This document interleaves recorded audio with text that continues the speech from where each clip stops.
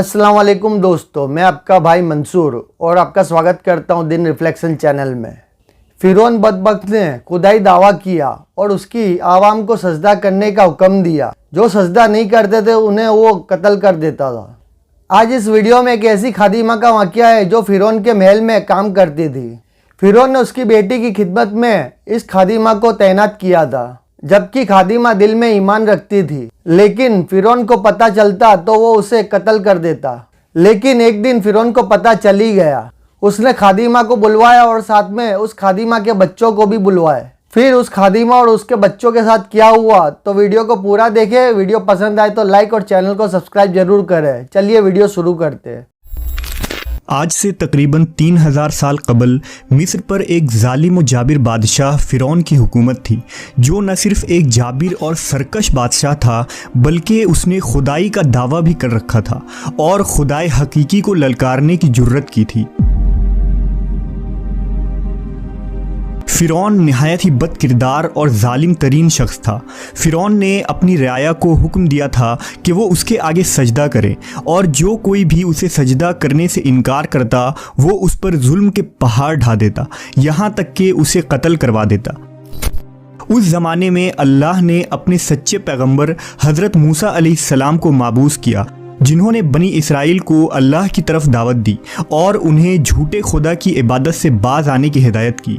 लिहाजा खुद फिरौन के महल में मौजूद एक खातून ने मूसा अलैहिस्सलाम के दीन को कबूल कर लिया और उस लाशरीक अल्लाह पर ईमान ले आई। उस खातून का नाम मशाता था, जो फिरौन के महल में खादिमा थी। फिरौन ने उसे अपनी बेटी की खिदमत और कामकाज करने पर मामूर किया था। एक दिन का वाक़या है कि वो खादिमा फिरौन की बेटी के बालों में कंघी कर रही थी। कंघी करते हुए उसके हाथों से इत्तफाकन कंघी गिर पड़ी। वो उठाने लगी तो उसकी ज़बान से बेसाख्ता बिस्मिल्लाह निकल गया। इस पर शहजादी ने कहा कि तूने आज अजीब कलमा बोला, रब तो मेरे बाप फिरौन ही हैं, तो फिर तुमने ये किसका नाम लिया है? उसने जवाब दिया, फिरौन रब नहीं बल्कि रब वो अल्लाह है जो मुझे और तुझे और ख़ुद फिरौन को रोज़ी देता है। शहजादी ने कहा, अच्छा तो क्या तू मेरे बाप के सिवा किसी और को अपना रब मानती है? उसने जवाब दिया, हाँ, मेरा, तेरा और तेरे बाप सब का रब अल्लाह ही है। शहजादी ने इस बात की इत्तला अपने बाप को दे दी। वो निहायत ही गजबनाक हुआ और उसने उस बांदी को अपने दरबार में बुलाया। जब वो हाजिर हुई तो फिरौन ने पूछा, क्या तूने मेरे सिवा किसी और को अपना रब मान लिया है? खादिमा ने साफ कह दिया कि मैं तुम्हें खुदा नहीं मान सकती, मेरा और तेरा रब अल्लाह ही है जो बुलंदियों और बुजुर्गी वाला है। जवाब सुनकर फिरौन हैरत ज़दा रह गया। उसे इतनी इस्तेकामत और जुर्रत भरे जवाब की उम्मीद न थी। फिरौन ने सोचा कि इस औरत को ऐसी इबरतनाक सज़ा देनी चाहिए कि इस तरह की जुर्रत दोबारा किसी शख्स को ना हो। उसे पता था कि ये औरत अपने बच्चों से बेइंतहा मोहब्बत रखती है। लिहाजा फिरौन ने खादिमा के बच्चों को इस दरबार में लाने का हुक्म दिया। फिर फिरौन ने सिपाहियों को हुक्म दिया कि एक बड़ी देग में तेल खौलाया जाए। जब ये देग खूब तप गई तो फिरौन ने हुक्म दिया कि इस औरत के तमाम बच्चों को एक एक करके उस खौलती हुई तेल में डाल दिया जाए।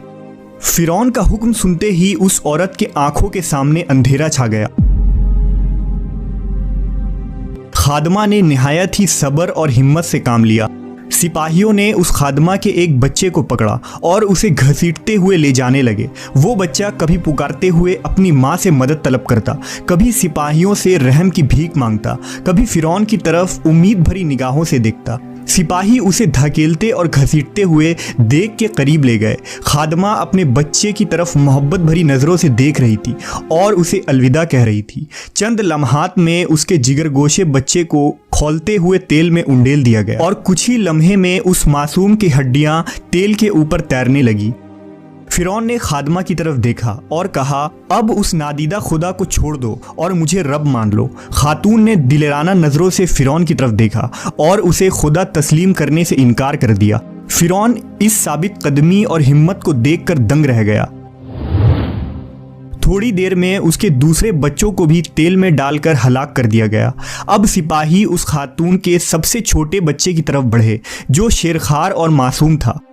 जब सिपाहियों ने उस बच्चे को छीना तो बच्चे ने जोर से चीख मारी। माँ का कलेजा मुंह को आ गया और उसे जब्त न रहा। वो ज़मीन पर गिर पड़ी और ज़ारो कतार रोने लगी।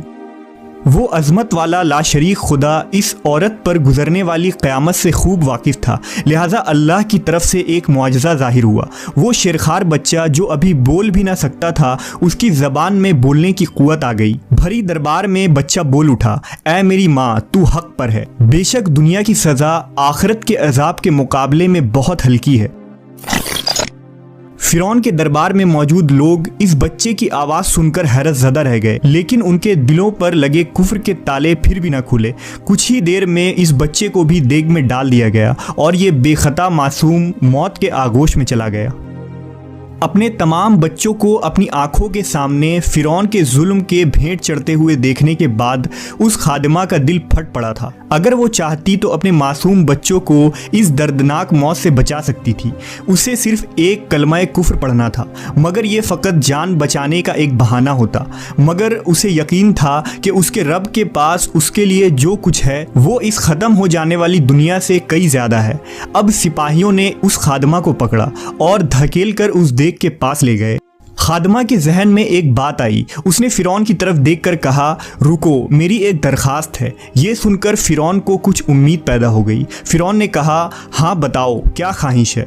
औरत ने कहा, तुम मेरी और मेरे बच्चों की हड्डियाँ एक साथ जमा करके एक जगह दफन कर देना। फिर उसने अपनी आंखें बंद कर ली और उसे भी देग में फेंक दिया गया। इस वाक़े के 2000 साल के बाद आखिरी नबी हज़रत मोहम्मद सल्लल्लाहु अलैहि वसल्लम इस दुनिया में तशरीफ़ लाए। आपको एक रात मिराज के सफ़र पर ले जाया गया। मिराज की रात जब नबी सल्लल्लाहु अलैहि वसल्लम बुराक पर सवार होकर बैतुल मुक़द्दस पहुँचे तो आपको मिस्र की तरफ से एक खुशबू आने लगी। हुजूर ने जिब्राइल से पूछा, ए जिब्राइल, ये कितनी अच्छी खुशबू आ रही है, ये खुशबू कैसी है? जिब्राइल अमीन ने अर्ज़ की, या रसूल अल्लाह, फ़िरौन की एक बांदी थी जिसने ईमान के खातिर अपने और अपने बच्चों के जानों का सौदा किया था। उसके और उसके बच्चों के हड्डियों को जहाँ दफन किया गया था, जिस दिन उन्हें दफन किया गया उस दिन से लेकर आज तक ये खुशबू आ रही है और ये क़यामत तक आती रहेगी। बेशक हम खुशकिस्मत हैं कि अल्लाह ने हमें ईमान की दौलत से नवाजा, जिस ईमान को पाने के लिए लोगों ने अपनी और अपनी औलादों के जान के नजराने पेश कर दिए, जबकि हमें कितनी आसानी से ये दीन और ईमान मिल गया। देखा दोस्तों, इस वाक़े के 2000 साल बाद भी उस खादिमा की कब्र से खुशबू आती है और क़यामत तक खुशबू आती रहेगी। हमें अल्लाह ताला का शुक्र अदा करना चाहिए।